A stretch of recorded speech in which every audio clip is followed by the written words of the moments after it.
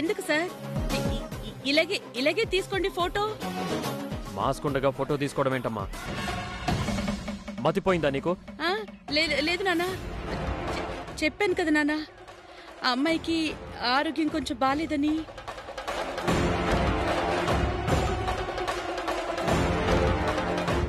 ఒక్క నిమిషం అమ్మా, ఒక్క ఫోటో కావాలి, అవసరం చాలా ఉంది.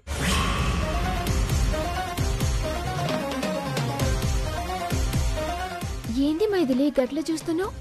గా మాస్క్ది ఫోటో తీసుకుంటారట.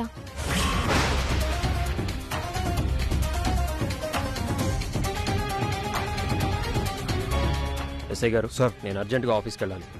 ఆ డీటెయిల్స్ ఏవో ఓకే సార్. కానీ ఆ రౌడీలకి శిక్ష పడాలి. అలాగే ఆ అమ్మాయి సేఫ్గా ఉండాలి. అలాగే సార్, ఖచ్చితంగా. చక్రి,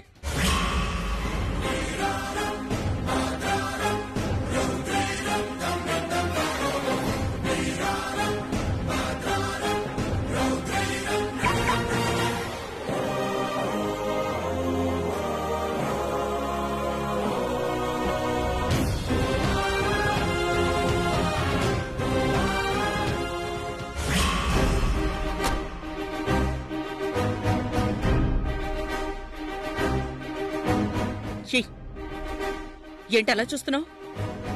పోలీసు వాళ్ళు చెప్పింది వినపడ్డం లేదా? నువ్వు మాస్క్ తీ, ఫోటో తీసుకుంటారంట, తొందరగా.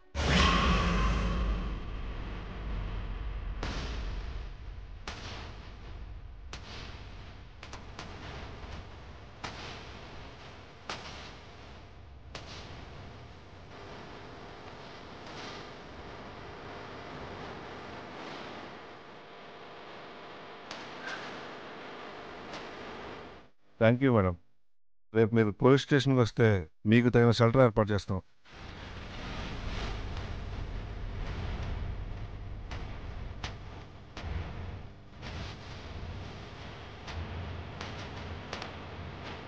చూసింది చాలు, ఇక నువ్వు వెళ్ళు.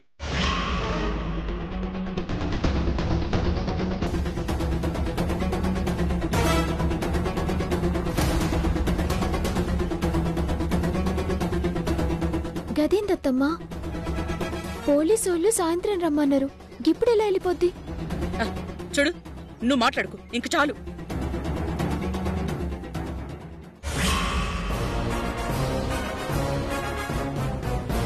ఇది ఒక్క క్షణం కూడా ఇక్కడ ఉండడానికి వీల్లేదు. చక్రి ఎంతసేపు రా? ఏం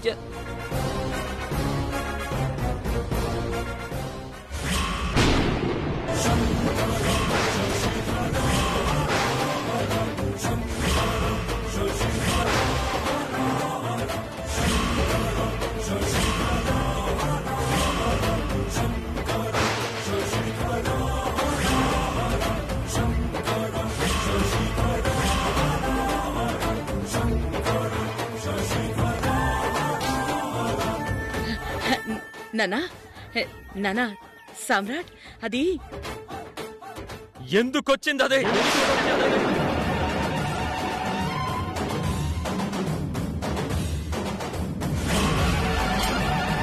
బతుకు మీద ఆశ లేదా? నా చేతుల్లో చావాలనుందా? ఎందుకొచ్చిందే? చంపేస్తాను దాన్నే, చంపేస్తాను నిన్ను.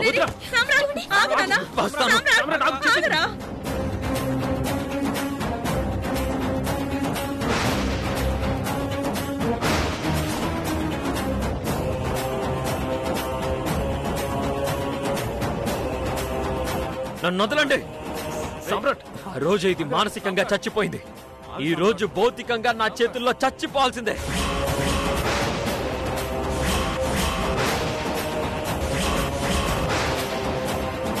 నా జీవితాన్ని నాశనం చేసిన నువ్వు ప్రాణాలతో ఉండకూడదు, చంపేస్తా నిన్ను.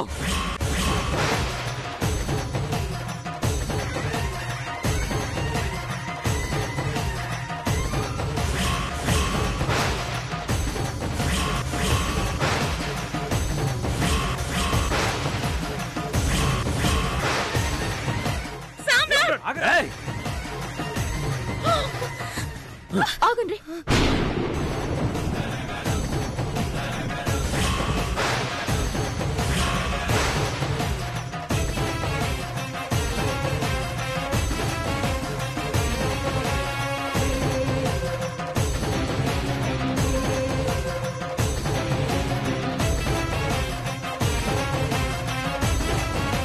తప్పుకో. ఎందుకు తప్పుకోవాలి?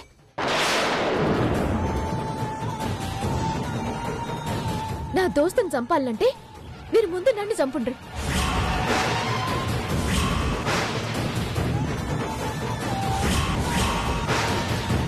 లేదా మైథిల్ని ఎందుకు చంపాలనుకుంటున్నారో అది చెప్పుండ్రి.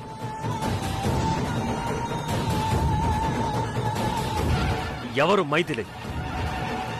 ఒక్క మాట కూడా మాట్లాడకుండా అడ్డు తప్పుకో. ఈరోజు దీనికి ఆయుష్ ముగిసింది. నా చేతుల్లో చస్తుంది.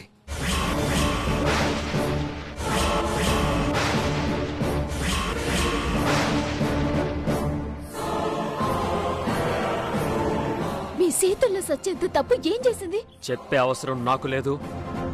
తెలుసుకోవాల్సిన అవసరం నీకు లేదు. అయితే నా దోస్తు మీద కత్తి దూసే హక్కు మీకు లేదు.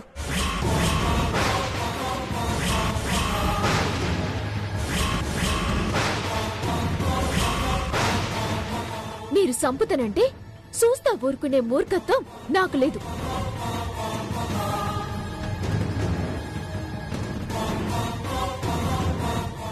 అది నీ ఫ్రెండ్ కాదు, నన్ను నా ఫ్యామిలీని తలెత్తుకోకుండా చేసిన రాక్ష.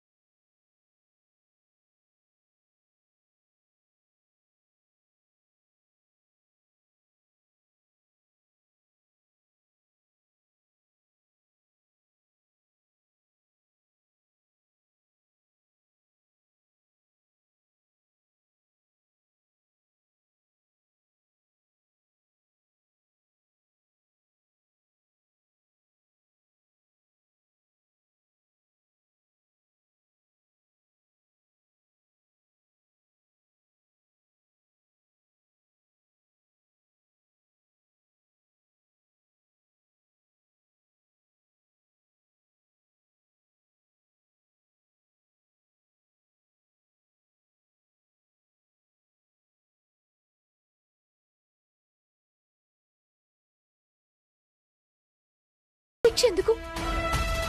ఏ సంబంధం లేని మనిషి మీద మీ కోపం ఎందుకు?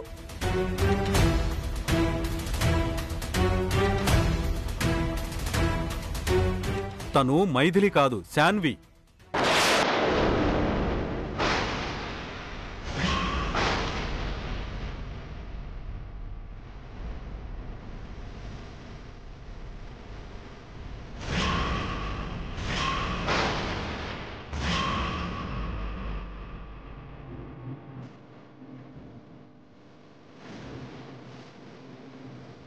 తను నిన్నగాక నీ స్నేహితురాలైంది. కాని శాన్వి మా కడుపును పుట్టి ఈ ఇంట్లో పెరిగిన మా కూతురు.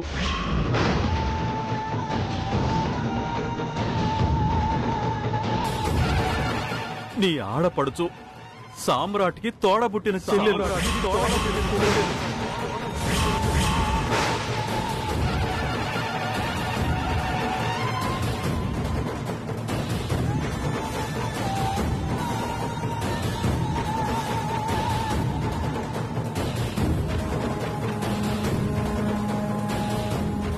నానా, నాలికని తడబడనీయొద్దు.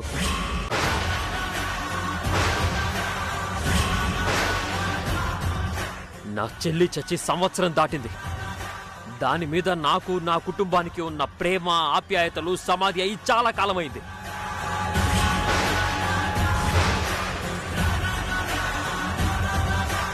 మీ ప్రేమ చచ్చిపోయి ఉండొచ్చు, మీ అనురాగం చచ్చిపోయి ఉండొచ్చు, కానీ మీ నడుమున్న బంధం ఇంకా బతికే ఉందండి. గది చచ్చిపోలేదు.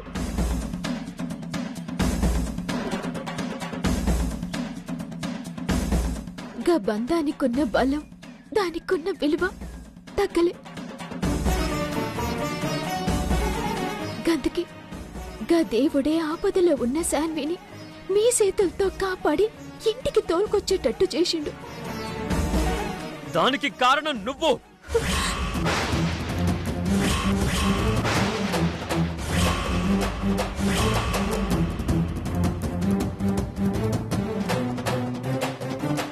అసలు నువ్వనే దానివి దాని సమస్యని నెత్తిన వేసుకోకపోయుంటే, ఈ ఇంటి గడప దాటకపోయుంటే ఆ నీచురాలి మొహం నేను చూసేవాణ్ణే కాదు, అది ఇంట్లో అడుగు పెట్టేదే కాదు.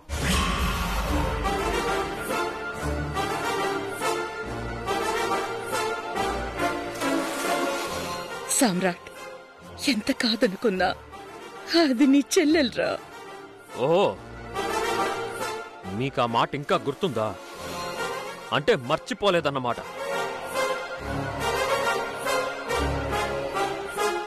మరి ఆ రోజు నలుగురిలో పరువు పోగొట్టుకున్న నేనెవర్ని? ఈ సొసైటీలో తల వంచుకున్న నేనెవర్ని? దీనివల్ల నిలువు నా కాలిపోయిన నేనెవర్ని?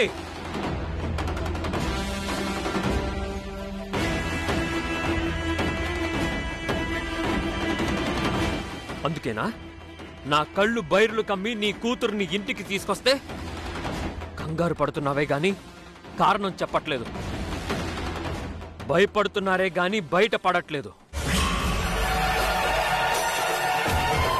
నేను పిచ్చివాడ్లా పోలీసుల్ని పిలిపించి ప్రొటెక్షన్ ఇద్దామనుకుంటే మీరంతా రాత్రి నుంచే దానికి చాలా బాగా ప్రొటెక్షన్ ఇచ్చారు.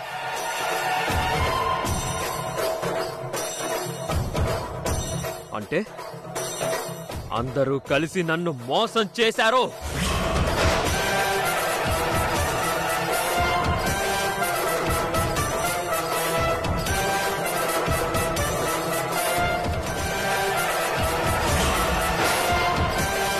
మిమ్మల్ని ఎవ్వరు డోకా చేయలే. మీ నుంచి గల బిడ్డని కాపాడుకోనికి నరకం అనుభవించిండ్రు.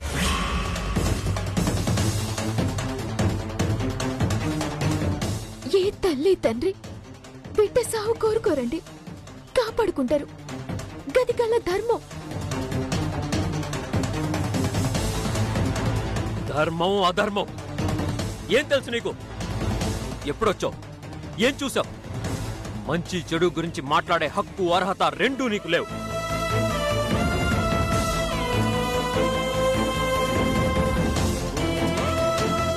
ఇది నా ఇల్లు, నా సామ్రాజ్యం. నాకు నచ్చిన వాళ్లే ఉండాలి, గిట్టని వాళ్ళు వెళ్ళిపోవాలి.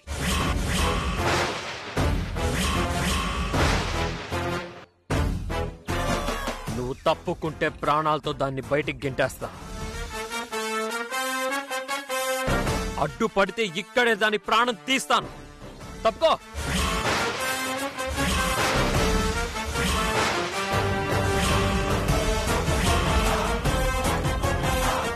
తప్పుకో.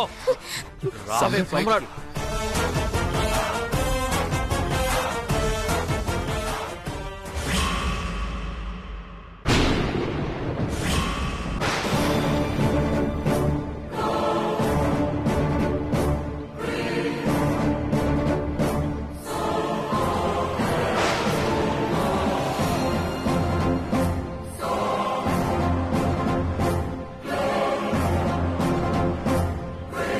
దీని చెయ్యొదిలే. శాన్వి ఎవరో తెలవక ముందు నా దోస్త్ అనుకుంటేనే పానం అడ్డు పెట్టి కాపాడినా, సేయి పట్టుకొని ఇంటికి తోలుకొచ్చిన గస్వంటిది ఇప్పుడు గీతే శాన్వి నా ఆడబిడ్డ అని ఎరికైనాక గీ సెయ్యి ఇడిసిపెట్టా.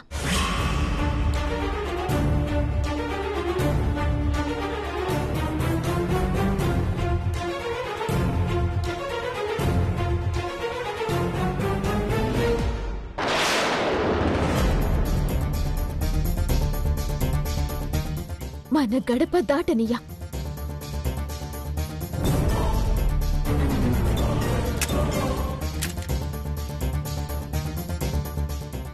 అయితే దీనితో పాటు నువ్వు బయటికెళ్లాల్సి వస్తుంది.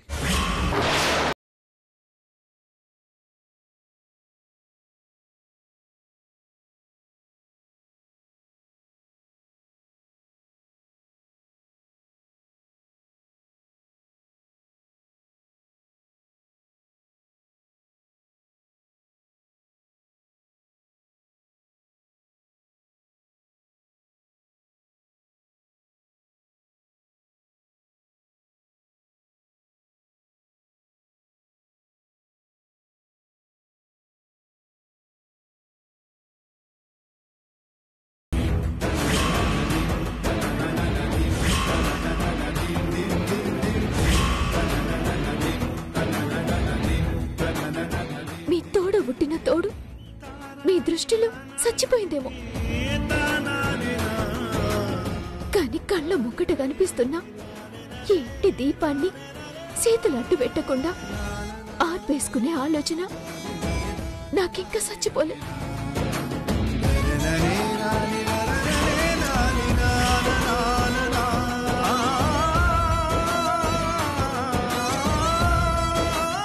ఇది ఇంటి దీపం కాదు, ఈ ఇంట్లో పుట్టిన శాపం.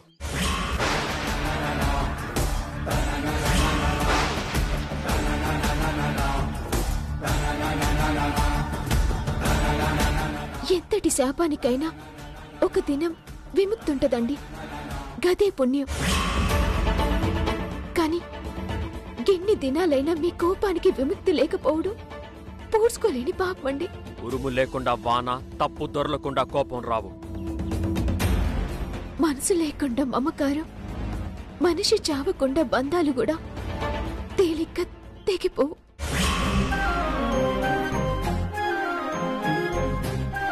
నాకు మనసు లేదు.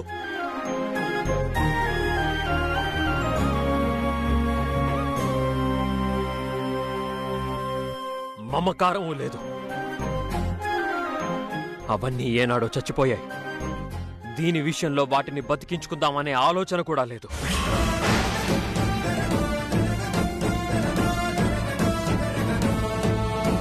ఏవండి, గట్లని ఆత్మవంచన చేసుకోకుండా నిజంగా మీకు మనసే లేకపోతే ఆపదలో ఉన్న ఒక ఆడపిల్లని కాపాడరు.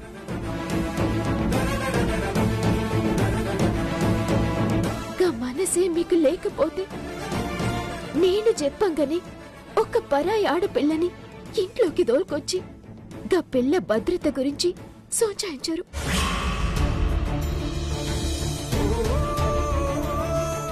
పోలీసోళ్లతో మీరేమన్నారో యాదికుందా అండి? శాన్వికి కావాల్సింది 4 దినాల ప్రొటెక్షన్ కాదు, శాశ్వతమైన సొల్యూషన్ కావాలన్నారు. దాని అర్థమైందండి. శాన్వికి శాశ్వతమైన భద్రత దొరక్కపోతే జిందగీ అంతా నా ఇంట్లో పెట్టుకుంటా ప్రొటెక్ట్ చేస్తా అన్నారు.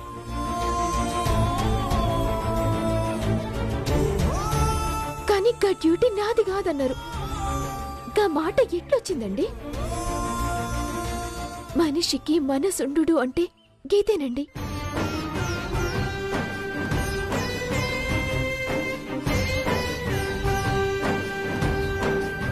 శాన్వి ఎవలో తెలవకున్నా ఇంట్లో పెట్టుకొని ప్రొటెక్షన్ ఇస్తా, సొల్యూషన్ ఇస్తా అన్న మీ పెద్ద మనసు ఇప్పుడు గా మనసు లేదని ఎట్లంటారు?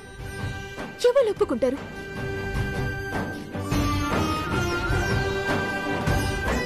నా ఆడబిడ్డ ఏం తప్పు చేసిందో నాకు తెలియదు.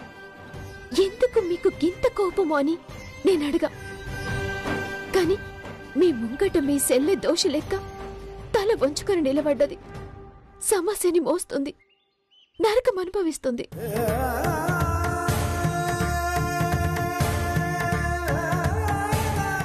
మీరిచ్చే అసలైన సొల్యూషన్ ఇప్పుడు ఇయ్యాలి. నా ఆడబిడ్డ సమస్యకి బిడ్డ మీద మమకారం జంపుకోలేని మీ తల్లిదండ్రులకి గా సొల్యూషన్ ఇయ్యండి.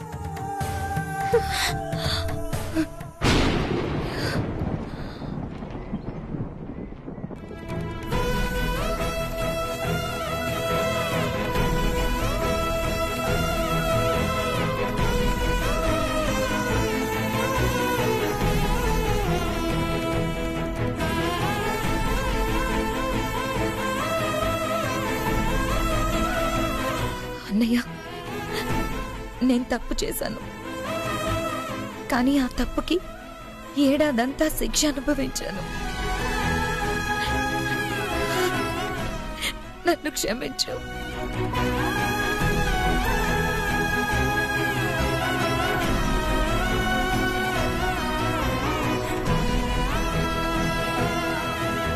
నువ్వు నన్ను ఇంట్లో ఉండనివ్వకపోయినా పర్వాలేదు, ఎక్కడో ఒక చోట తలదాచుకుంటాను.